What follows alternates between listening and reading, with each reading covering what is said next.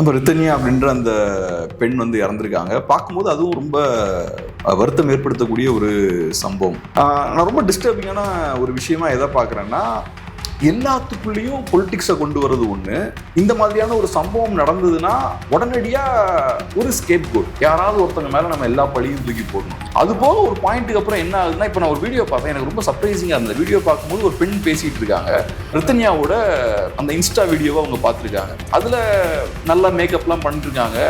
எனக்கே பார்க்கும்போது ஒரு ஐயர் வீட்டு பொண்ணு மாதிரி இருக்கு அப்படின்ற மாதிரிலாம் சொல்றாங்க. ஒரு விஷயத்த சொல்றாங்க. இது கேஷுவலா அவங்க சொல்றது. அதுக்கு ஒரு பதில் வீடியோ ஒன்று போடுறாங்க. போட்டு இந்த மாதிரி பேசுறாங்க, ரித்தன்யா நீங்க இதை பண்ணுவீங்களா, இப்படி கேட்பீங்களா, அது இதுன்னு செத்து போன பெண்ணுக்கு. ஆமா. ஸோ இப்போ அந்த பெண் உயிரோட இருந்தா கூட பரவாயில்ல, நீங்க பேசுறதுல ஒரு லாஜிக் இருக்கு. அந்த பெண் இறந்துருக்காங்க, பேரண்ட்ஸ் வருத்தத்தில் இருப்பாங்க, அவங்களோட ஃப்ரெண்ட்ஸ் வருத்தத்தில் இருப்பாங்க. உங்களுக்கு இதுதான் பிரச்சனையா படுதா? பிராமின்ஸுக்கு எதிராக இங்கே ஒரு மூவ்மெண்ட்டை நீங்கள் பில்ட் பண்ணுறீங்க. அது ஒர்க் ஆகுது. அதுக்கப்புறம் நீங்கள் பவருக்கு வரீங்க. பவருக்கு வந்து அதை கையில் வச்சுருக்கீங்க. பட் இந்த மாதிரியான ஒரு விஷயத்துக்குள்ளே நீங்கள் உங்களோட பிராமின் ஹேட்டை கொண்டு வர வேண்டிய அவசியமே கிடையாது. இப்போ ஒரு சாதிய ரீதியான ஒடுக்குமுறை நடக்குதுன்னா அந்த இடத்துல நீங்கள் பண்ணுங்கள். இந்த இடத்துல ஒரு மரணம் நடந்திருக்கு, அந்த பெண் இன்னைக்கு உயிரோடு இல்லை. பேசுறதெல்லாம் பேசுறதுக்கு வேற ஏகப்பட்ட விஷயங்கள் இருக்கு. டவுரி சிஸ்டம் பத்தி பேச வேண்டியது இருக்கு, இழப்பை பத்தி பேச வேண்டியது இருக்கு.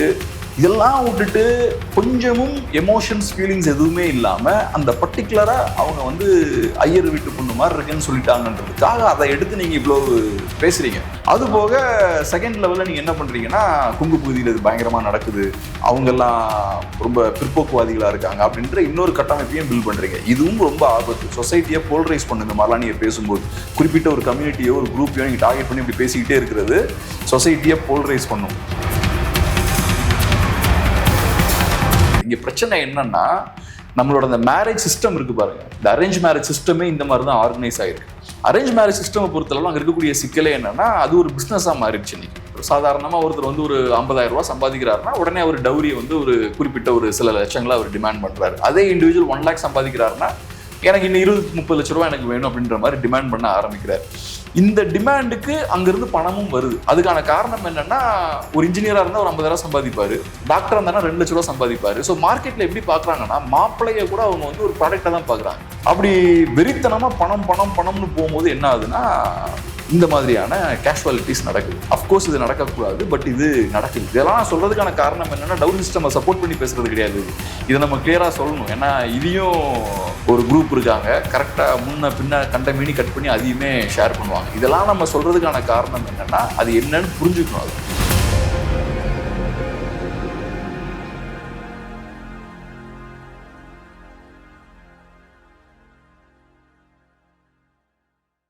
தமிழ் தடம் நேயர்களுக்கு வணக்கம். இன்று நம்மோடு உரையாட ஊடகவியலாளர் திரு கேப்ரியல் அவர்கள் இணைந்திருக்காங்க. வாங்க பேசலாம். வணக்கம். வணக்கம். ரொம்ப நாள் ஆயிடுச்சு, ரித்தன்யா அப்படின்ற ஒருத்தவங்க டவுரி இஷ்யூவால தற்கொலை செய்து கொண்டாங்க. பெரிய இஷ்யூவாக தமிழ்நாடு முழுக்க பார்க்கப்பட்டுச்சு. நிறைய பேர் அந்த பெண்ணுக்கு ஆதரவான குரல்கள் எழுப்பினாங்க. சிலர் வந்து கொஞ்சம் எதிர்ப்பான குரல்களும் எழுப்புனதை நம்மளால பார்க்க முடிஞ்சுது. முதல்ல இந்த டவுரி இஷ்யூ, இதனால ஒரு பெண்ணு தற்கொலை செய்துகிறது, இது எப்படி பாக்குறீங்க? நம்ம ரித்தன்யா அப்படின்ற அந்த பெண் வந்து இறந்துருக்காங்க. பார்க்கும்போது அதுவும் ரொம்ப வருத்தம் ஏற்படுத்தக்கூடிய ஒரு சம்பவம். அவங்களோட இன்ஸ்டா வீடியோஸ்லாம் இப்போ ரீசெண்டாக நம்ம பார்க்குறோம், நிறைய ஸ்ப்ரெட் ஆகிட்டு இருக்கு. அந்த மேக்கப் ஆர்டிஸ்ட்டுக்கெலாம் அவங்க ரிவ்யூ மாதிரிலாம் கொடுக்குறாங்க, நல்லா பண்ணுறாங்க. அந்த மாதிரிலாம் பார்க்கும்போதே தெரியுது. அந்த கல்யாண ஃபோட்டோஸாக இருக்கலாம், இந்த மாதிரியான வீடியோஸாக இருக்கலாம், எல்லாத்துலேயுமே ரொம்ப ஹாப்பியாக இருக்காங்க. ஸோ பெரிய எக்ஸ்பெக்டேஷன்ஸோடு அவங்க இருக்காங்க. கல்யாணம் பண்ணதுக்கப்புறம் நல்ல ஒரு ஹாப்பியான லைஃப் இருக்கும் அப்படின்ற பெரிய எக்ஸ்பெக்டேஷனோட அவங்க இருக்காங்க. அப்படி இருக்கும்போது இந்த மாதிரியான சம்பவங்கள் நடக்கும்போது நமக்கே ரொம்ப அது வருத்தமாக தான் இருக்கு. ஆனால் என்னை பொறுத்தளவில் டவுரி அப்படின்ற விஷயத்தை பற்றி நம்ம பேசணும். அதுக்கு முன்னாடி இன்னொரு இஷ்யூவையும் நம்ம டச் பண்ணால் கரெக்டாக இருக்கும் அப்படின்ற மாதிரி தோணுச்சு. இதை நம்ம எப்படி ஹேண்டில் பண்ணுறோம் அப்படின்றதையும் பேசணும். ஒரு சொசைட்டியாக நம்ம எப்படி ஹேண்டில் பண்ணுறோம் அப்படின்ற விஷயத்தையும் பேசணும்னு தோணுச்சு. நான் ரொம்ப டிஸ்டர்பிங்கான ஒரு விஷயமா எதை பார்க்குறேன்னா, எல்லாத்துக்குள்ளேயும் பொலிட்டிக்ஸை கொண்டு வர்றது ஒன்று. இந்த மாதிரியான ஒரு சம்பவம் நடந்ததுன்னா உடனடியாக ஒரு ஸ்கேப் கோட், யாராவது ஒருத்தங்க மேலே நம்ம எல்லா பழியும் தூக்கி போடணும், யாரையாவது பிளேம் பண்ணணும். பெரிய இஷ்யூ இந்த மாதிரி வந்துருச்சுன்னா ஒரு ஒரு ஒரு யாரையாவது வேட்டையாடியே தீரணும் அப்படின்ற ஒரு தேவை பார்த்தோம்னா சொசைட்டியில் அதை ஏற்படுறதை நம்ம பார்க்க முடியுது. இவன் தான் இது காரணம், இதுதான் காரணம், அப்பா தான் காரணம், அப்படி இப்படின்னு பயங்கரமா சகட்டு மேனிக்கு பிளேம் பண்றது. அஃப்கோர்ஸ் இப்ப தப்பு பண்ணவங்க நீங்க பிளேம் பண்றதுல ஒரு தப்பும் கிடையாது. இப்ப இதுல சம்பந்தப்பட்ட அந்த மாப்பிள்ளை வீட்டுக்காரங்களாம் ரொம்ப மோசமா நடந்திருக்காங்க, நீங்க அவங்களை அரெஸ்ட் பண்றது தப்பு கிடையாது, அவங்க பிளேம் பண்றதும் தப்பு கிடையாது. அது போக ஒரு பாயிண்ட்டுக்கு அப்புறம் என்ன ஆகுதுன்னா, இப்ப நான் ஒரு வீடியோ பார்த்தேன், எனக்கு ரொம்ப சர்ப்ரைசிங்கா இருந்தது. வீடியோ பார்க்கும்போது ஒரு பெண் பேசிட்டு இருக்காங்க, ரித்தன்யாவோட அந்த இன்ஸ்டா வீடியோவை அவங்க பார்த்துருக்காங்க. அதுல நல்லா மேக்கப்லாம் பண்ணிட்டு இருக்காங்க, எனக்கே பார்க்கும்போது ஒரு ஐயர் வீட்டு பொண்ணு மாதிரி இருக்கு அப்படின்ற மாதிரிலாம் சொல்றாங்கன்னு ஒரு விஷயத்த சொல்றாங்க. இது கேஷுவலா அவங்க சொல்றது. என்ன அர்த்தத்துல சொல்றாங்கன்னா, நம்ம சொசைட்டில பிராமின்ஸ் கொஞ்சம் வெள்ளையா இருப்பாங்க அப்படின்ற ஒரு காமனான புரிதல் இருக்கும். ஸோ அந்த வகையில இதை வந்து நான் கொஞ்சம் எளிமைப்படுத்தி சொல்றேன். எங்க வீட்டுல வந்து எங்களுடைய பாட்டி திடீர்னு என்ன சொல்லுவாங்க அப்படின்னா, ஏதாவது வெள்ளையா ஒரு குழந்தை பார்த்து பாப்பாத்தி மாதிரி இருக்கா போற. ஆமா, இது வந்து கிராமப்புறங்கள்ல ரொம்ப இயல்பாக சொல்லக்கூடிய ஒரு வார்த்தை தான், ரொம்ப பொலிட்டிக்கலா பார்க்க வேண்டிய அவசியம் இல்லைன்னு நினைக்கிறேன். நம்ம ஃப்ரெண்ட்ஸ் கூட பேசும்போது பார்த்தா ஐயர் பையன் மாதிரி இருக்காண்டா அப்படின்லாம் சொல்லுவாங்க. சாதாரணமா சொல்ற ஒரு விஷயம் தான், நல்லா ஃபேரா இருந்தா அந்த மாதிரி சொல்லுவாங்க. ஸோ அந்த அர்த்தத்துல அவங்க ஏதோ கேஷுவலா பேசுறாங்க. அதுக்கு ஒரு பதில் வீடியோ ஒன்று போடுறாங்க, போட்டு இந்த மாதிரி பேசுறாங்க, ரித்தன்யா நீங்க இதை பண்ணுவீங்களா, இப்படி கேட்பீங்களா, அது இதுன்னு செத்து போன பெண்ணுக்கு. ஆமா. சோ இப்ப அந்த பெண் உயிரோட இருந்தா கூட பரவாயில்ல, நீங்க பேசுறதுல ஒரு லாஜிக் இருக்கு. அந்த பெண் இறந்திருக்காங்க, பேரண்ட்ஸ் வருத்தத்துல இருப்பாங்க, அவங்களோட ஃப்ரெண்ட்ஸ் வருத்தத்துல இருப்பாங்க. உங்களுக்கு இதுதான் பிரச்சனையா படுதா? உங்களுக்கு அப்கோர்ஸ் இப்ப தமிழ்நாட்டுல பிராமின்ஸுக்கு எதிராக இங்க ஒரு மூவ்மெண்ட்டை நீங்க பில் பண்றீங்க, அதுக்கப்புறம் ஒர்க் ஆகுது. அதுக்கப்புறம் நீங்க பவருக்கு வரீங்க, பவருக்கு வந்து அதை கையில வச்சிருக்கீங்க. பட் இந்த மாதிரியான ஒரு விஷயத்துக்குள்ள நீங்க உங்களோட பிராமின் ஹேட்டை கொண்டு வர வேண்டிய அவசியமே கிடையாது. இப்ப ஒரு சாதிய ரீதியான ஒடுக்குமுறை நடக்குதுன்னா அந்த இடத்துல நீங்க பண்ணுங்க. இந்த இடத்துல ஒரு மரணம் நடந்திருக்கு, அந்த பெண் இன்னைக்கு உயிரோட இல்ல, பேசுறதெல்லாம் பேசுறதுக்கு வேற ஏகப்பட்ட விஷயங்கள் இருக்கு. டவுரி சிஸ்டம் பத்தி பேச வேண்டியது இருக்கு, இழப்பை பத்தி பேச வேண்டியது இருக்கு. இதெல்லாம் விட்டுட்டு கொஞ்சமும் எமோஷன்ஸ் ஃபீலிங்ஸ் எதுவுமே இல்லாம அந்த பர்டிகுலரா அவங்க வந்து ஐயர் வீட்டு பொண்ணு மாதிரி இருக்குன்னு சொல்லிட்டாங்கன்றதுக்காக அதை எடுத்து நீங்க இவ்வளவு பேசுறீங்க, விக்டிம் பிளேமிங் பண்ற மாதிரி. அது பார்க்கும்போது எனக்கு ரொம்ப ஆச்சரியமா இருக்கு. கொஞ்சம் கூட எமோஷன்ஸே இல்லையே அப்படின்ற மாதிரி தோணுச்சு. ரெண்டாவது இன்னொன்னு பாக்குறேன், இங்க இருக்கக்கூடிய முற்போக்குவாதிகளா இருக்கலாம், இங்க இருக்கக்கூடிய புரட்சியாளர்களா இருக்கலாம், அவங்கெல்லாம் ஒரு இஷ்யூ இப்படி நடக்கும் போது உடனே இந்த கொங்கு பகுதியை ஃபுல்லா டார்கெட் பண்றது. கொங்கு பகுதிகளில் தான் இந்த மாதிரி நிறைய நடக்குது, ஏகப்பட்ட விஷயங்கள். அந்த கவுண்டர் சமூகம் அவங்க வந்து இது பிற்போக்கான சமூகம் மாதிரியும், அவங்க பண்றது எல்லாமே தவறாக தான் இருக்கும், சாதி மனப்பான்மையோடு இருக்காங்க, இப்படின்னு ஒரு மாதிரி கார்னர் பண்ற மாதிரியான ஒரு விஷயத்த. அது ரொம்ப தவறான விஷயம். நீங்க அந்த மாதிரி ஒரு கம்யூனிட்டியை நீங்க கார்னர் பண்றீங்கன்னா மோஸ்ட்லி அவங்க நேமை யூஸ் பண்ண மாட்டாங்க, கேஸ்டோட நேமை யூஸ் பண்ணாம அப்படின்னும் பொழுது என்ற பகுதியை மட்டும் ஃபோக்கஸ் பண்ணி பண்ணுவாங்க. பட் நீங்க சொன்னதான் அவங்க அதான் பண்றாங்க, அவங்களோட டார்கெட் கம்யூனிட்டி. இப்படி ஒரு பர்டிகுலர் கம்யூனிட்டி நீங்க டார்கெட் பண்ணும்போது என்ன ஆகும்னா, அந்த கம்யூனிட்டி போல்ரைஸ் ஆயிரும். நீங்க சொல்லக்கூடிய திராவிட அரசியலுக்கு அது எதிராக தான் போய் முடியும். உங்களோட திராவிட அரசியல்ன்றது ஒட்டுமொத்த தமிழர்களுக்கான ஒரு அரசியலா தான் நீங்க அதை கட்டமைக்கிறீங்க. அப்படி இருக்கிற வரைக்கும் தான் அது உங்களுக்கும் நல்லது. ஆனா நீங்க பர்டிகுலரா அந்த மாதிரி ஒரு கம்யூனிட்டி டார்கெட் பண்ணி பேசுறது, என்ன பிரச்சனை வந்தாலும் கொங்குக்காரங்கள்லாம் ஏதோ பெரிய இன்டெலிஜென்ஸ் இல்லாத ஆட்கள் மாதிரி ப்ரொஜெக்ட் பண்றது, அது உங்களுக்கே பேக் ஃபயர் ஆகும். இப்ப இவங்களுக்கு இருக்கக்கூடிய கோபம் என்னன்னா, கொங்கு பகுதியில அதிமுக ஸ்ட்ராங்கா இருக்கு, பிஜேபி ஸ்ட்ராங்கா ஆகுதுன்னு சொல்றாங்க, பிஜேபியும் பலப்பட்டிருக்கு, டிஎம்கேவால பெருசா உள்ள போக முடியல. அப்படி அது உங்களுக்கு கோபமா இருந்ததுன்னா அதை நீங்க வேற வகையில அதை சரி பண்ணணும். ஓகே, நம்ம அரசியல்லாம் நல்ல அரசியல்லாம், நம்ம அரசியலை எப்படி உள்ள கொண்டு போலாம்னு யோசிக்கணும். அதை விட்டுட்டு உங்களோட விருப்பம் காட்டிக்கிட்டே இருக்கக்கூடாது. அந்த மாதிரி இந்த இஷ்யூ மட்டும் கிடையாது, இதுக்கு முன்னாடியும் ஒரு ஃபுட் ஃபெஸ்டிவல் நடக்குதாங்க, அதுல ஏதோ பெரிய ஃபுட் ஃபெஸ்டிவல்னு சொல்லி நிறைய பேர் அங்க பணம் கொடுத்து ஏமாந்துட்டாங்க, அதுக்கப்புறம் சரியான ஃபுட் எல்லாம் இல்லைன்ற மாதிரி ஒரு சோசியல் மீடியால ரொம்ப ஃபேமஸ் ஆச்சு அந்த விஷயம் ஒண்ணு. அப்பயும் பார்த்தோம்னா இந்த கோயம்புத்தூர்காரன்ல ஈஸியா என்ன சொல்லி வேணாலும் ஏமாத்திடலாம், எல்லாத்துலயும் போய் பணத்தை வேஸ்ட் பண்றாங்க, இந்த மாதிரி நிறைய இன்சிடென்ட்ஸ் பார்த்துட்டேன். மோசடிகள்லாம் நடக்கும்போது அதை பேஸ் பண்ணி நடக்கும்போது அதை கேலி பண்ணி இந்த மாதிரி சோசியல் மீடியால பேசிக்கிட்டே இருக்கிறது. அது ஏதோ அவங்களுக்கு பெரிய புரிதல் இல்லாத மாதிரி, பெரிய இன்டெலிஜென்ஸ் இல்லாத மாதிரி, கையில பணம் மட்டும் தான் நிறைய இருக்கு, ஆனா பிற்போக்குவாதிகள் அவங்க. இந்த வள்ளி கும்மின்னு ஒரு ஷோ அது ஒண்ணு, அது ஸ்டாலின் அவர்களே போய் பார்த்தாரு, வள்ளி கும்மி அந்த டான்ஸை பார்த்தாரு, அவர் பாக்குறாரு, இந்த பக்கம் வந்து வள்ளி கும்மியை அதே குரூப் விமர்சனம் பண்ணுது. இது ரெண்டு ஒரு கான்ட்ராடிக்டான ஒரு வேலையை பார்த்துக்கிட்டே இருக்காங்க. சோ அதனால இப்ப திமுகவே அதுல இன்வால்வ் ஆகுதுன்னு வரும்போது அதை பத்தி பெருசா பேச மாட்டாங்க. அதுவும் நடந்தது. அப்புறம் பயங்கரமா விமர்சிச்சு பேசணும்னா இப்ப பேசுங்கறான்னு சொன்னதுக்கு அப்புறம் கம்மன் ஆயிட்டாங்க. ஆமா, அமைதியாயிட்டாங்க. வள்ளி கும்மி எதிர்க்கல, அதுக்குள்ள சாதியை தான் எதிர்த்தோம். அதுக்கப்புறம் எதிர்ப்பை தாண்டி உருட்டு ஸ்டேஜுக்கு போயிட்டாங்க. அதுக்கப்புறம் அதை டேமேஜ் கண்ட்ரோல் ஸ்டேஜுக்கு போயிட்டாங்க. பட் இன்னொன்னு இந்த ரிதன்யா மேட்டர்ல இன்னொன்னு இருந்தது என்ன அப்படின்னா, அந்த மாமனார் வீடு, இந்த பெண் ரிதன்யாவுடைய மாமனார் வீடு அப்படின்றது வந்து காங்கிரஸ்னுடைய வீடு, காங்கிரஸ் குடும்பம் அது. சோ அத பேசாம இந்த பெண் வந்து இறந்து போன பெண் ஐயருன்னு சொல்லிட்டாங்க அப்படின்றத மட்டும் பேசினாங்களே தவிர அந்த குடும்பம் காங்கிரஸ் குடும்பம் அப்படின்றத வந்து இவங்க அழகாக ரொம்ப பேசாமே கடந்து போனாங்க. எனக்கு அது கூட பேசணுன்ற அவசியம் இல்லை. இது வந்து காங்கிரஸ் குடும்பமா இருந்தாலும் சரி, எந்த குடும்பமா வேணாலும் இருக்கலாம். ஒருவேளை அந்த இடத்துல பிஜேபி குடும்பம் இருந்திருந்ததுன்னா இவங்க எப்படி ரியாக்ட் பண்ணிருப்பாங்கன்னு ஒரு விஷயம் இருக்குல்ல. சோ அதை பேஸ் பண்றேன் நான். அது இருந்திருக்கலாம், அது டெஃபினட்டா இருந்திருக்கலாம். அது போக ஒன்றும் இல்லை, அவங்க வந்து ஐயர் வீட்டு பொண்ணுன்னு சொன்ன உடனேயும் அது ஏன் உங்களுக்கு இவ்வளவு கோவப்படுத்தணும்? ஏன் இவ்வளவு ஹேட் உங்களுக்கு வேணும்? அந்த பொண்ணு இன்னசென்ட்டா சொல்றாங்க. அவங்க பெரிய பொலிட்டிக்கல் நாலேஜ்ல தான் வந்து பேசலாம். அவங்க ஏதோ இன்னசென்ட்டா பேசுறாங்க, அவங்களுக்கு இருந்த புரிதலை வச்சு நீங்க பேசுறாங்க. இவ்வளவு ஹேட்ஃபுல்லா நீங்க இறங்க வேண்டியிருக்கு. சோ உங்களுக்கு அங்க ஒரு பெண் இறந்திருக்காங்க, சின்ன வயசுல இறந்திருக்காங்க, நிறைய கனவுகளோட இருந்த ஒருத்தர் வந்து இறந்திருக்காங்க, குடும்பம் வந்து ரொம்ப வருத்தத்துல இருப்பாங்க. இதெல்லாம் உங்களுக்கு கொஞ்சம் கூட ஃபீல் பண்ணவே முடியல. உங்களோட டார்கெட் என்னவா இருக்குன்னா, எனக்கு ஒரு பொலிட்டிக்கல் அஜெண்டா இருக்கு, நீ இறந்திருந்தாலும் பரவாயில்ல, நீ பாதிக்கப்பட்டாலும் பரவாயில்ல, நான் ஒருத்தனை எதிரியா கட்டமைச்சிருக்கேன், நீ அவனை ஒரு பாசிட்டிவ் டோன்ல பேசினா நான் அடிப்பேன். அதான் உங்களுக்கு இவ்வளவு பெரிய பிரச்சனையிலையும் அந்த பொண்ணு சொன்ன அந்த ஒரு வார்த்தை தான் உங்களை வந்து குத்துது.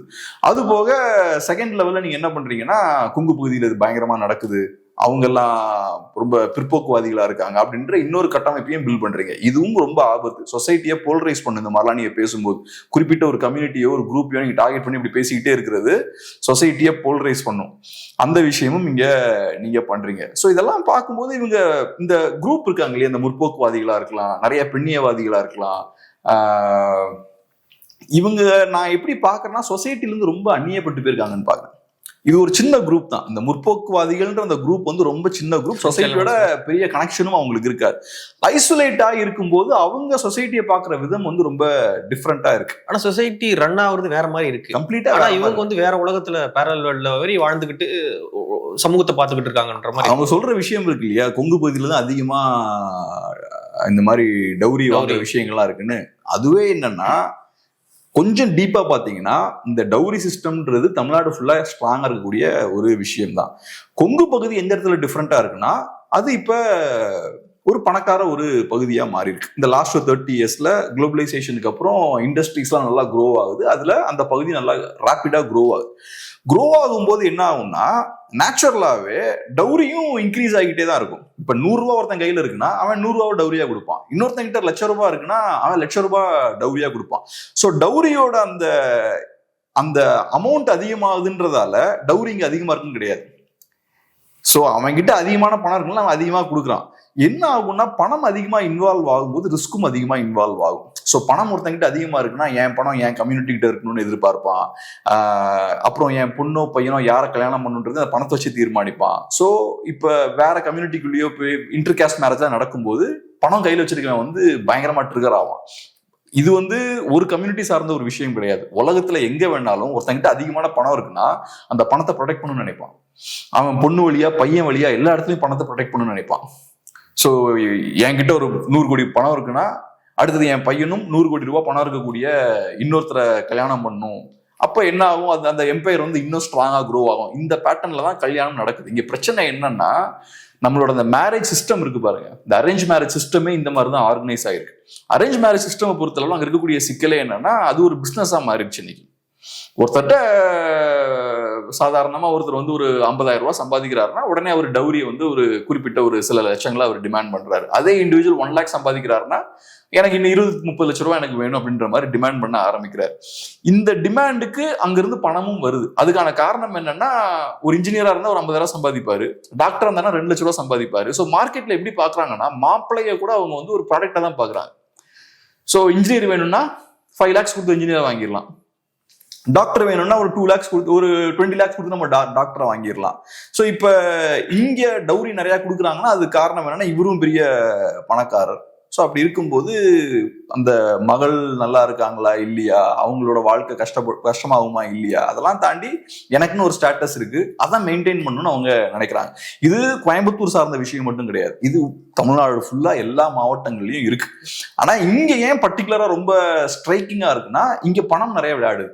கிட்டத்தட்ட 300 பவுன் நம்ம சொல்றாங்க. ரைட், நமக்கே பார்த்தா ஆச்சரியமா இருக்கு. இவ்வளவு பவுன் அது இப்போ எங்க ஊர்லயுமே கூட பாத்தீங்கன்னா, கன்னியாகுமரி சைட்ல நிறைய சவுத் சைட் ஃபுல்லாவே கொஞ்சம் ஓரளவுக்கு நிறைய டவுரி கொடுக்கக்கூடிய அந்த வழக்கம் உண்டு. அது குறிப்பா கன்னியாகுமரி இன்னும் கூடுதலா அந்த இஷ்யூலாம் வரக்கூடிய இடம் இல்லையா? எனக்குமே 300ன்னு கேட்கும்போது ரொம்ப ஆச்சரியமா தான் இருக்கு. அதுவும் என்ன சொல்றாங்க 500 பேசினாங்க, அப்புறம் 300 கொடுத்தாங்க அப்படின்னு. 300 கொடுத்தாங்க, அதெல்லாம் கார் வேற வாங்கி கொடுத்துருக்காங்க. ஆமா, அப்ப நமக்குமே இந்த 300 பார்க்கும்போது கொஞ்சம் இது பக்குன்னு இருக்கு, பயங்கரமா இருக்கு இது அப்படின்ற மாதிரி தான் இருக்கு. ஓகே. சோ அதனால அவங்க அப்பா இன்னொரு மேட்டரையும் சொன்னாரு, அதுவுமே இஷ்யூ ஆக்கினாங்க. என்ன அப்படின்னா, என் பொண்ணு ஒருத்திக்கு ஒருத்தன் அப்படின்னு சொல்லிட்டு இறந்து போயிட்டாங்க. அது ஒரு வகையில பெருமையா இருந்தாலும் எந்த பெண்ணுமே இந்த மாதிரி பண்ணாதீங்க இனிமே அப்படின்னு ஒரு அட்வைஸையும் அவங்க அப்பா கொடுக்குறாரு. ஏன் இந்த இடத்துக்கு அவங்க அப்பா வர்றாரு அப்படின்னா, அந்த மகள் ஒரு ஆடியோ ரிலீஸ் பண்றாங்க. அந்த ஆடியோல அப்படி அவங்க பேசியிருக்காங்கன்றதுதான் இவர் இங்க சொல்றாரு. உடனே பாதிக்கப்பட்டிருக்காங்க அந்த நபர், அவங்கள கைது பண்ணணும் அப்படின்னு சொல்லிட்டு சமூக ஊடகங்கள் முழுக்க எழுதிக்கிட்டு இருக்காங்க. என்ன மனநிலையா இருக்கு? எக்ஸாக்ட்லி. இப்ப அதான் நான் ஆக்சுவலா ஃபர்ஸ்டே பேசியிருந்துருக்கணும். இந்த மாதிரி ஒரு சம்பவம் நடந்திருக்கு. ஒரு அப்பா என்ன மனநிலையில இருப்பார் அந்த மாதிரி நடந்தா, அந்த ஃபேமிலி என்ன கண்டிஷன்ல இருப்பாங்க, அது எதையும் இவங்களால புரிஞ்சுக்கவும் முடியல, புரிஞ்சுக்க முயற்சியும் பண்ண மாட்டேங்கிறாங்க. இவங்க வேற ஏதோ உலகத்துல இவங்க வாழ்ந்துட்டு இருக்காங்க. இருந்துட்டு அவங்க அதான் நான் எனக்கு இந்த வீடியோ பார்க்கும்போது அதான் தோணுச்சு.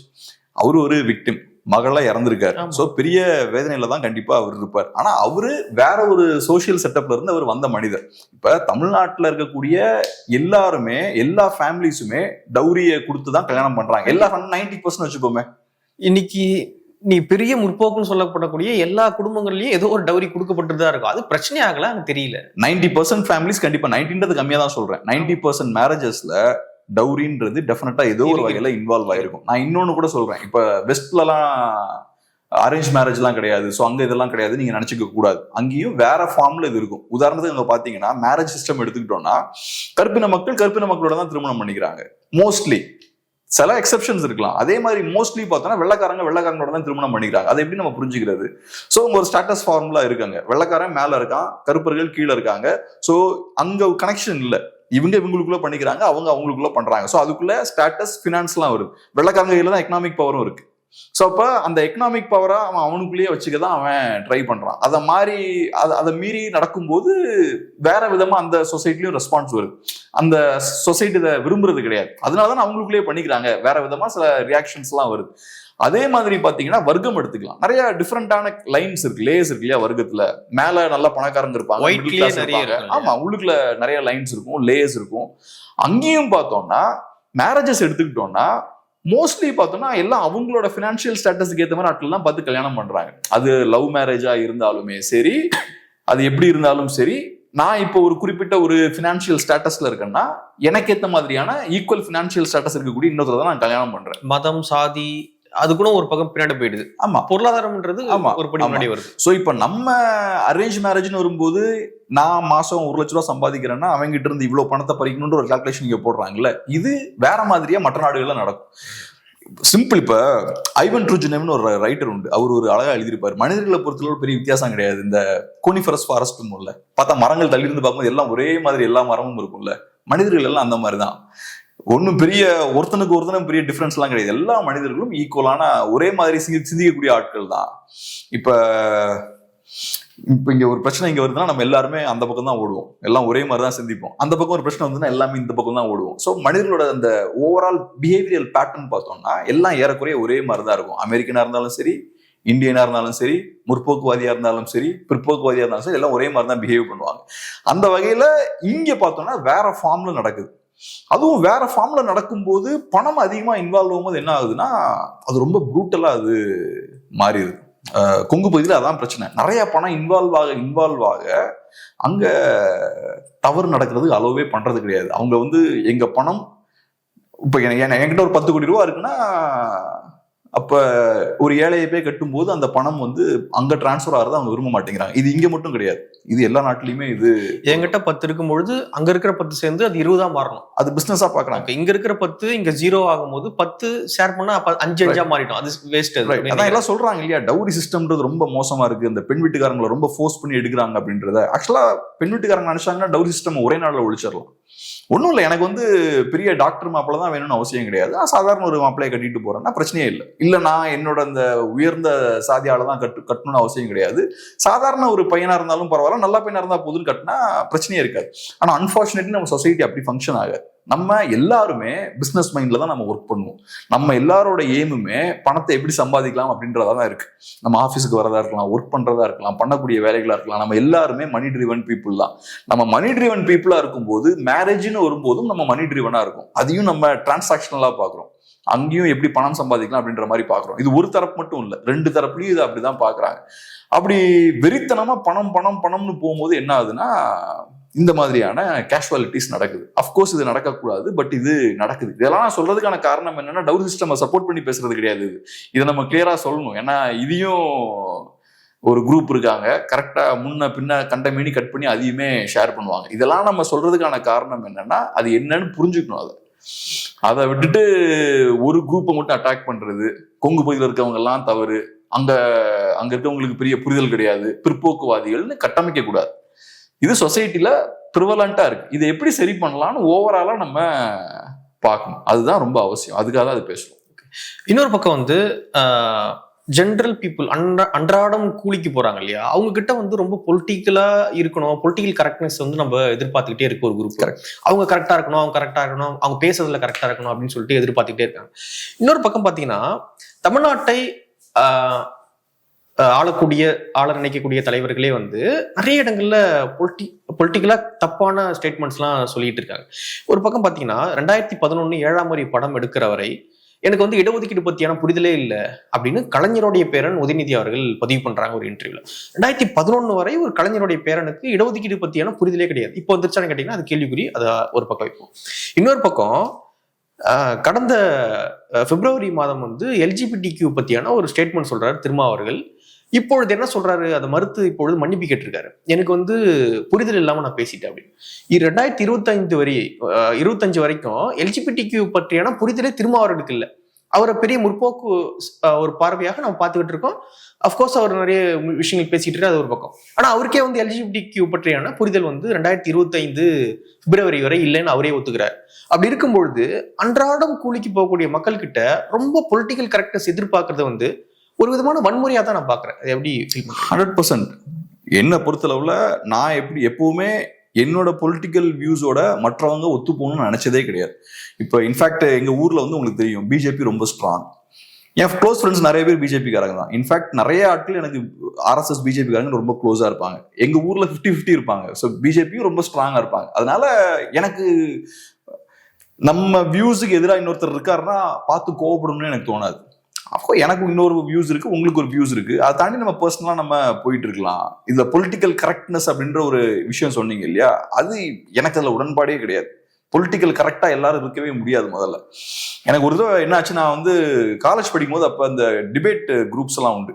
அப்ப ஒரு பெரிய ஒரு காலேஜ், இன்னொரு காலேஜ்ல பொலிட்டிக்கல் டிபேட் குரூப். அதுல பேசிட்டு இருக்கும்போது ஒருத்தர் திடீர்னு என்ன சொன்னாருன்னா, அவர் ஒரு கம்யூனிஸ்ட், அவரும் ஸ்டூடெண்ட் தான், இப்பவும் நண்பர் தான். அவர் அப்ப டக்குன்னு என்ன சொன்னாருன்னா, விஷயம் தெரிஞ்சா பேசுங்க, தெரியாமலாம் சும்மா பேசாதீங்க அப்படின்னு என்கிட்ட சொன்னாரு. எனக்கு அந்த ஸ்டேட்மெண்ட் தப்பா பட்டுது. நான் அப்ப எனக்கு சரியா எப்படி ரெஸ்பாண்ட் பண்ணணும்னு தெரியல. நான் ஏதோ தப்பா சொல்லிட்டேன், அப்ப டேட்டா ஏதோ தப்பா சொல்லிட்டேன். அடுத்த நாள் அப்புறம் அடுத்த வாரம் மீட்டிங் நடக்கும்போது நான் கரெக்டா போனேன். அப்பயும் இதே மாதிரி சொன்னாரு, சும்மா அந்த விஷயம் தெரிஞ்சா மட்டும் பேசணும், முழுசா படிச்சுட்டு வந்து பேசுங்க, தெரியாம பேசாதீங்க அப்படின்ற மாதிரி போனாரு. பேசுறதே தெரிஞ்சுக்கிறதுக்காக தான். இப்ப நான் ஒண்ணு பேசணும், அதுல தப்பு இருந்தா நீங்க என்கிட்ட சொல்லணும், அதுக்கப்புறம் நான் உங்ககிட்ட இன்ட்ராக்ட் பண்ணணும், நீங்க எனக்கு புரிய வைக்கணும். அப்படி பண்ணும்போது தான் எனக்கு தெளிவு கிடைக்கும். சொசைட்டியும் இப்படிதான் இன்ட்ராக்ட் ஆகணும். எல்லாரும் தெரிஞ்சுட்டு வந்து பேசணும்னா எவனுமே பேச முடியாது. உனக்கு ஒரு விஷயத்துல தெளிவு இருக்குன்னு நினைச்சனா அதை யூஸ் பண்ணி அடுத்து இன்டிமினேட் பண்ணக்கூடாது. தப்பா ஒருத்தன் பேசும்போது அவனை பிராண்ட் பண்றது, அவர் பொலிட்டிக்கலா கரெக்ட் இல்லை, அவருக்கு இந்த பிரச்சனை இருக்கு அந்த பிரச்சனை இருக்குன்னு ஒரு ஓரம் கட்டுறது, அதுவும் வேலை கிடையாது. நிஜமாவே உனக்கு ஒரு தெளிவு இருக்கு ஒரு விஷயத்த குறித்துனா நீ பேசணும். தெளிவில்லாத ஒருத்தனும் பேசணும். அவன் பேசினா தானே தெளிவு இல்லைன்னு புரியும். அப்பதான் நீ உள்ள என்ட்ராய் அவன்கிட்ட நீ பேசணும். ரெண்டு பேரும் ரெண்டு கருத்துக்களும் மோதும் போதுதான் கருத்து மோதல் இருந்தால அந்த மெய்ஞானம்ன்றது பிறக்கும்.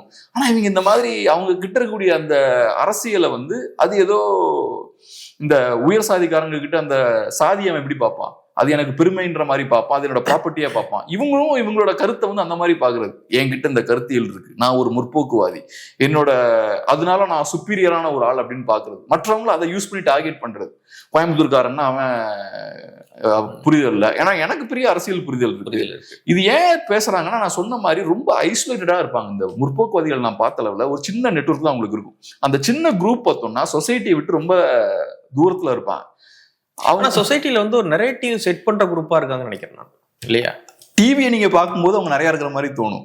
ஆனா ஆக்சுவலா அவங்க நம்பர்ஸை எண்ணி பாத்தீங்கன்னா தமிழ்நாட்டுல மொத்தம் 500 முற்போக்குவாதிகள் தான் இருப்பாங்க. நீங்க டிவியை போட்டு பார்க்கும்போது, யூடியூப்பை போட்டு பார்க்கும்போது ஏகப்பட்ட முற்போக்குவாதிகள் இருக்கிற மாதிரி இருக்கும். அது இங்க மட்டும் கிடையாது, அமெரிக்காலையும் அப்படிதான், யூரோப்லயும் அப்படிதான். டிவில அவங்களோட ரெப்ரசன்டேஷன் ரொம்ப அதிகமா இருக்கும். செட் பண்ணக்கூடிய ஆட்களா இருக்காங்க, நரேட்டிவ் செட் பண்ணக்கூடிய ஆட்கள் இன்ஃப்ளூயன்சஸா இருப்பாங்க. ஏன்னா அது பொலிட்டிஷியன்ஸ் அவங்களை எம்பவர் பண்றது, பொலிட்டிஷியன்ஸுக்கு அவங்க தேவை இருக்கிறனால அவங்களை எல்லா இடத்துலையும் உட்கார வைக்கிறது, எம்பவர் பண்ணுவாங்க. பட் ஆக்சுவலா அவங்களோட பிரசன்ஸ் சொசைட்டி எடுத்தீங்கன்னா நல்லா போனா 500-1000 பேர் இருப்பாங்க. சின்ன சின்ன குரூப்ஸா அவங்க பிரிஞ்சிருப்பாங்க. அந்த குரூப்ஸ்க்கு நான் என்ட்ராக ட்ரை பண்ணியிருக்கேன். காலேஜ்லாம் படிக்கும்போது நம்ம பார்க்கும்போது எப்படி இருக்கும்னா ரொம்ப சேஃபான ஒரு குரூப்பா அதை வச்சுப்பாங்க. மாற்று கருத்து உள்ளவன ஒரு 2 பேரை உள்ள விடுவாங்க. உள்ள விட்டு இவங்க எல்லாம் சேர்ந்து அவனை அடிக்கிற மாதிரி வச்சுப்பாங்க. அவனை ஒரு 10 பேர் உள்ள வரான்னு வச்சுக்கோங்களேன், அப்ப இந்த குரூப் அப்படியே பிரிஞ்சு ஓடிடுவாங்க. ஸோ அந்த மாதிரி ஒரு க்ளோஸ் நெட்வொர்க்கு அதை வச்சுப்பாங்க. அந்த குரூப்பை பொறுத்தளவு அவங்களோட பார்வை என்னவா இருக்கும்னா, இப்ப சொசைட்டியை மாத்தணும் அப்படின்றது எல்லாம் ஏத்துப்பாங்க அவங்க. ஆனா அதுக்கு அவங்க எடுக்கக்கூடிய அப்ரோச் பார்த்தோம்னா இண்டிவிஜுவலா இருக்கும். அவங்க தனி மனிதர்கள் சார்ந்தே இருக்கும் அவங்களோட அப்ரோச். ஓகே, நான் வந்து திருமணம் அப்படின்ற இன்ஸ்டிடியூஷனை நான் ஒழிக்கணும். ஏன்னா திருமணம் வந்து பெண்களை அடிமைப்படுத்தக்கூடிய இன்ஸ்டிடியூஷன். ஓகே, அதுல நானும் கூட ஏத்துக்கிறேன். ஆனா அதை எப்படி உடைக்கலான்னு வரும்போது, ஓகே அப்ப நான் வந்து திருமணமே பண்ண மாட்டேன், நான் இன்னொருத்தர திருமணமே பண்ணாம 2 பேரும் நாங்க சேர்ந்து லிவ் இன்னா இருப்போம். அதே மாதிரி சாதி மறுப்பு அது இது எல்லாத்தையுமே அவங்க பர்சனல் லைஃப்ல அவங்க எக்ஸ்பெரிமெண்ட் பண்ணுவாங்க. இந்த மாதிரியான எக்ஸ்பெரிமெண்டேஷன்ஸ் எல்லாம் அவங்கள வச்சு அவங்க பண்ணும்போது என்ன ஆகும்னா, சொசைட்டி விட்டு அவங்க ஐசோலேட் ஆயிடுவாங்க. நீங்க சொசைட்டில கூடிய ரூல்ஸ் அண்ட் ரெகுலேஷன்ஸை கம்ப்ளீட்டா பிரேக் பண்ணிட்டே இருந்தீங்கன்னா சொசைட்டி உங்களுக்கு ஒதுக்கி வச்சிரும். ஆனா உங்களுக்கு அது தெரியாது. நீங்க என்ன சொல்லுவீங்கன்னா, அவன் முட்டாளா இருக்கான், அவன் கிறுக்கனா இருக்கான், அவனுக்கு ஒண்ணுமே விவரம் தெரியல, முற்போக்கு ஒண்ணுமே புரியலன்னு நீங்க தனிமைப்படுத்திக்கிட்டே இருப்பீங்க. சோ உங்க ஃபேமிலி விட்டு நீங்க ஐசோலேட் ஆயிருவீங்க, சொசைட்டி விட்டு நீங்க ஐசோலேட் ஆயிருவீங்க. ஒண்ணு நானும் இந்த நான் சொல்லியிருக்கேன் இல்லையா, இந்த கருத்து கணிப்பெல்லாம் நடத்த போயிருக்கேன். ஒன்றும் இல்லை, ஒரு ஊர்ல வந்து எங்க டீம்ல இருந்த ஒரு பொண்ணு வந்து டிஷர்ட் போட்டு கருத்து கணிப்பு எடுக்க போனாங்க. ஊர் மக்கள் இதெல்லாம் சொல்லி டவுன், சின்ன கிராமம்லாம் இல்லை, டவுன், அந்த தெருக்குள்ள விட மாட்டேன்ட்டாங்க. ஸோ இந்த லெவல்ல தான் சொசைட்டி இருக்கும். நீங்க அப்படி இருக்கும்போது தவறா இருந்தாலுமே அதை அப்ரோச் பண்ணி அதை மாற்றக்கூடிய வழின்றது வேறன்றீங்க. நீங்க இண்டிவிஜுவலா நீங்க அப்படி மாத்த முடியாது. நீங்க கடல் படால் ராடிக்கலா எல்லாத்தையுமே உடைச்சிங்கன்னா உங்களை ஓரமா உட்கார வச்சிருவாங்க. தப்பா இருந்தாலுமே அதை அப்ரோச் பண்ற நீங்க முதல்ல சொசைட்டில ஒரு பார்ட்டா இருக்கணும். உங்களை சொசைட்டில இருந்து அந்நியப்படுத்தக்கூடிய விஷயங்களை நீங்க பண்ணிக்க கூடாது. நான் மோஸ்ட்லி இங்க இருக்கக்கூடிய முற்போக்குவாதிகள் பார்க்கும்போது அவங்க சொசைட்டில இருந்து பெரும்பாலும் ஐசோலேட் ஆயிருப்பாங்க. இவங்களோட லைஃப் ஸ்டைல் கம்ப்ளீட் டிஃப்ரெண்டா இருக்கும், அவங்களோட லைஃப் ஸ்டைல் கம்ப்ளீட் டிஃப்ரெண்டா இருக்கும். எல்லா இடத்துலயும் நீங்க அவங்களை அட்டாக் பண்ணும்போது நேச்சுரலா அவங்கள ஓரங்கட்டி வச்சிருவாங்க. பொலிட்டிஷியன் அப்படி இருக்க மாட்டான். பொலிட்டிஷியன் பாத்தீங்கன்னா சொசைட்டியோட சட்டத்திட்டத்துக்கு உட்பட்டு தான் வேலை பார்ப்பான். பொலிட்டிஷியன்ஸ் முற்போக்குவாதிகளை யூஸ் பண்ணிப்பான். இப்ப திமுக கூடிய அரசியல்வாதிகள்லாம் பார்த்தோம்னா அவங்க பெருசா புரட்சி எல்லாம் பண்ண மாட்டாங்க. அவங்க பர்சனல் லைஃப்ல அவங்க கரெக்டா சாதிக்கு உட்பட்டு, மதத்துக்கு உட்பட்டு, வர்க்கத்துக்கு உட்பட்டு, இங்க இருக்கக்கூடிய மற்ற நீங்க சொல்லக்கூடிய இந்த சோகால் பிற்போக்கு விஷயங்கள்லாம் இருக்குல்ல, அதெல்லாம் உள்வாங்கிப்பான் பொலிட்டிஷியன். ஆனா இந்த முற்போக்குவாதிகள் அவன் சில காரணங்களுக்கு, சில தேவைகளுக்கு யூஸ் பண்ணுவான். ஸ்ட்ராட்டஜிக்கா அவன் யூஸ் பண்ணுவான், சில இடங்கள்ல யூஸ் பண்ணுவான். நம்ம சொன்ன மாதிரி மீடியா நரேட்டிவ் செட் பண்றதுக்கு இந்த விஷயங்களுக்கு எல்லாம் யூஸ் பண்ணுவான். ஆனா இவங்கனால இந்த ஸ்மால் குரூப் இருக்காங்க பாருங்க, சொசைட்டில ஒரு 1000 பேர் 500 பேர் இருக்காங்க பாருங்க, முற்போக்குவாதிகள் சொல்லிட்டு ஐசோலேட் ஆயிருக்காங்க பாருங்க, அவங்களால பெரிய இம்பாக்ட் ஏற்படுத்த முடியாது சொசைட்டில. அன்பார்ச்சுனேட்லி அதான் உண்மை. அவங்களே சாட்டிஸ்ஃபை பண்ணிப்பாங்க. ரைட், நான் வந்து பார்த்தோம்னா இந்த மறுப்பு திருமணம் பண்ணிட்டேன், நான் தாலியே போடல, அது இதெல்லாம் அவங்க சொல்லிப்பாங்க. நான் தான் சேக்கு வர அடுத்தது. ஆமா, அவங்க அவங்க அவங்க அது ஆக்சுவலா ரொம்ப ஈஸி. அதுதான் ரொம்ப ஈஸி. இப்ப என்ன பொறுத்தளவுல ரைட், நான் வந்து இல்லைங்க கல்யாணமே பண்ணிக்க மாட்டேன், நான் லிவின்ல தான் இருப்பேன் அப்படின்னு நான் சொல்லிட்டு நான் அதை பிரேக் பண்ணுறது எனக்கு ரொம்ப ஈஸி. அஃப்கோர்ஸ் என் பேரண்ட்ஸ் வருத்தப்படுவாங்க, என்னோட ரிலேட்டிவ்ஸ் வந்து வருத்தப்படுவாங்க, நான் கொஞ்சம் கஷ்டப்படுவேன். ஆமா, அவ்வளவுதான். ஒரு இண்டிவிஜுவலா அதை பண்றது ஈஸி. ஆனா சொசைட்டியை மாத்துறதா ரொம்ப கஷ்டம். நீங்க சொசைட்டியை மாத்தணும்னா சொசைட்டியோட சேர்ந்து டிராவல் பண்ணும், சின்ன சின்ன மாற்றங்களை சொசைட்டில ஏற்படுத்தணும். அது ஒரு சோசியல் ப்ராசஸ். இவங்க மோஸ்ட்லி அதிரடியா எல்லாம் பண்றனால, செல்ஃப் சென்டர்டா எல்லாம் பண்றனால இவங்களா சொசைட்டி ஓரமா உட்கார வச்சிரும். அப்புறம் நாட்கள் போக என்ன ஆகும்னா, அந்த சின்ன சர்க்கிள் இருக்கு பாருங்க, அது உங்களோட கம்யூனிட்டியா மாறிடும். ஒரு புக் ரிலீஸ் ஃபங்க்ஷனுக்கு எல்லாம் சேர்ந்து போவாங்க, ஃபிலிம் டிஸ்கஷனுக்கு எல்லாம் சேர்ந்து போவாங்க, ஆமா, ஸ்கிரீனிங் எல்லாம் சேர்ந்து போவாங்க. இந்த டைரக்டர் பார்த்தோன்னா இந்த இஷ்யூ அவ்வளவு நல்லா ஹேண்டில் பண்ணல அப்படின்னு பேசிட்டு இருப்பாங்க. சோ இவங்க உலகமே வேற. நம்ம நீ படத்துக்கு பார்த்த கடைசி படம் என்ன, பராசக்தி டேய் அப்படின்ற மாதிரி தான் இருக்கும். இவங்க எதையாவது அந்த குரசோவா அதுன்னு ஏதோ பேசிக்கிட்டு ஒரு குரூப்ல அவங்க உட்கார்ந்துருப்பாங்க. இந்த டைரக்டர் மிகப்பெரிய ஒரு அறிவாளியா இருந்தாலும் அவர் பெண்கள் குறித்த அவரோட பார்வையில சில சிக்கல்கள் இருக்கு அப்படின்பா. அவன் ஒன்னும் பாவம் எதுவும் சொல்லியிருக்கவும் மாட்டான். அவன் இவனுங்களா போய் இந்த ரித்தன்யாகிட்டே எவ்வளவு போய் நோண்டுறாங்கன்னா அப்ப சாதாரண என்ன குத்துவாங்க. அந்த பொண்ணு பாவம் இறந்துருச்சு, அது ஒரு விக்டிம். அது அந்த பெண்ணை கூட இவங்களுக்கு ஒரு விக்டிமா பார்க்க முடியல. ஒரு சாதாரண ஒரு கிராமத்து பெண், சாதாரண ஒரு பெண்ணை அவங்களுக்கு பார்க்கவே முடியலையே. அது சொல்றது தமிழ்நாட்டுல இருக்கக்கூடிய 4 கோடி 5 கோடி மக்களும் அதை சொல்லுவாங்க. கண்டிப்பா எல்லாருமே சொல்லுவாங்க சொசைட்டி அப்படி இருக்குன்னு புரிஞ்சுக்க மாட்டாங்க. அந்த யதார்த்தம் உங்களுக்கு புரியல, அந்த அளவுக்கு நீங்க ஐசோலேட் ஆயிருக்கீங்க, யதார்த்த உலகத்துல இருந்து அவ்வளவு தூரம் நீங்க ஐசோலேட் ஆயிருக்கீங்க. ஸோ அதனால அதை பத்தி பெருசா பேசுறதுக்கு ஒண்ணும் இல்லை. பட் எனிவே, இந்த 1000 பேர்ல வந்து ஒரு 10 பேர் இந்த வீடியோவை பார்த்தா கூட ஏதாவது கட் பண்ணி வெட்டி ஒட்டி கண்டிப்பாக பரப்ப நிறைய வாய்ப்புகள் கண்டிப்பா 100% வெட்டி ஒட்ட போறாங்க இந்த வீடியோவை. கண்டிப்பா வெட்டி ஒட்டுங்க. அதுக்கப்புறம் அதுக்கு விளக்கம் கொடுத்து இன்னொரு வீடியோவும் போடுறோம். ஆமா, நாங்களும் மோசமான ஆளாயிடுறோம். எங்களையும் நீங்க திட்டலாம், கண்டிப்பா எங்களையும் திட்டி சந்தோஷப்பட்டுக்கலாம். சந்தோஷப்படுங்க. அதை வச்சு இன்னொரு வீடியோ நாங்க போடுறோம். நிறைய விஷயங்கள் பகிர்ந்து ரொம்ப நன்றி. நன்றி.